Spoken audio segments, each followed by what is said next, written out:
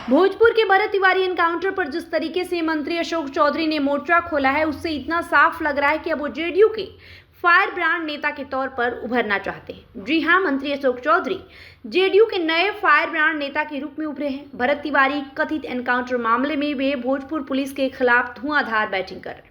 उन्होंने अपनी आतिशी बल्लेबाजी से पुलिस के गेंदों के धागे खोल दिए हैं। कोई मंत्री अपनी ही सरकार की पुलिस पर इतना निर्मम प्रहार करे, एनडीए के दौर में ऐसा पहली बार देखा जा रहा है। उनके बयान किसी बवाल से कम नहीं, वे लगातार बोल रहे हैं, लेकिन जेडीयू आला कमान ने उन पर कोई रोक नहीं लगाई है। क्या सियासी तौर पर पानी में आग लगाने की तैयारी है?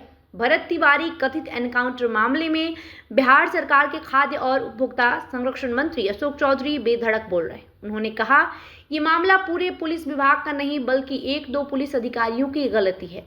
बिहार सरकार और पुलिस विभाग अपराध नियंत्रण के लिए बेहतर कार्य कर रहे हैं।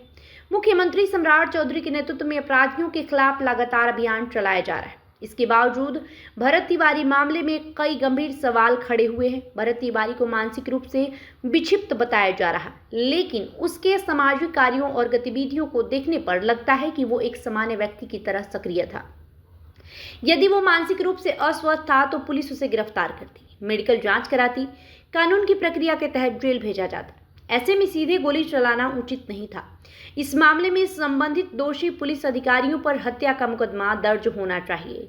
मंत्री अशोक चौधरी ने पहली बार भोजपुर एसपी पर सीधे प्रहार किया। उन्होंने कहा कि दारोगा की भाषा देखिए, कहता है पुलिस को गोली दिखाइएगा तो मराएगा, नहीं तो क्या होगा। ये बड़का भारी महादेव हो गए। दूसरा कि उसने सरेंडर कर दिया, तब आपने ऐसा क्यों कर दिया? अगर वो क्रिमिनल होता तो उसके समर्थन में इतनी भारी भीड़ जुटती। शाहाबाद के लोग आज क्यों उद्वेलित है? मीडिया में सवाल पूछ रहा है तो एसपी कह रहे हैं कि कानून मत बताइए। क्या कानून के जानकार सिर्फ आप ही हैं? और लोग भी तो कानून जानते हैं। इस तरह का भाषा अगर एसपी यूज करेंगे तो एसपी भी भीतर चले जाएंगे। इसके बाद उन्होंने पुलिस की कार्यकुशलता पर सवाल उठाया। उन्होंने कहा कि पुलिस के जवानों को लेकर आईपीएस अफसरों तक हाउ टू हैंडल सिचुएशन की ट्रेनिंग दी जाती है। अगर कोई पुलिस पर आक्रोशित कर देगा, ढेला मार देगा, पत्थर मार देगा, तो क्या आप सीधे गोली मार देंगे? भीड़ या उग्र व्यक्ति को काबू में करने के लिए आपको ट्रेनिंग मिली हुई है। उसके कई तरीके हैं। आंसू गैस के गोले छोड़िए, वाटर कैनन का प्रयोग कीजिए, लाठी चार्ज कीजिए। ये नियम किस लिए बने हुए हैं? अशोक चौधरी एकमात्र ऐसे मंत्री हैं जो भरत तिवारी मामले में खुलकर इतना मजबूती से स्टैंड ले रहे हैं। जेडीयू के प्रवक्ता भी इतनी मजबूती से बात नहीं रख रहे। आखिर इसकी वजह क्या है? क्या ये मंत्री अशोक चौधरी की स्वतः स्फूर्त गुस्सा है? क्या वे केवल मानवीय आधार पर इतने तीखे सवाल उठा रहे? शुरू में बीजेपी के नेता इस मामले में बोल रहे थे, लेकिन अब उनके बोलने पर रोक लगा दी गई है। लेकिन जेडीयू ने अशोक चौधरी के बोलने पर कोई रोक नहीं लगाई है।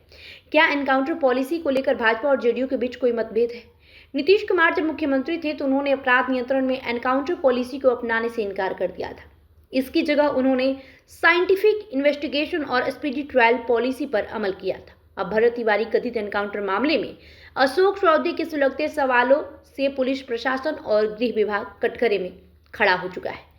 फिलहाल इस वीडियो में इतना ही। वीडियो पर आपकी जो प्रतिक्रिया होगी कमेंट बॉक्स में लिखिएगा। वीडियो को लाइक और शेयर करिएगा। बहुत बहुत शुक्रिया।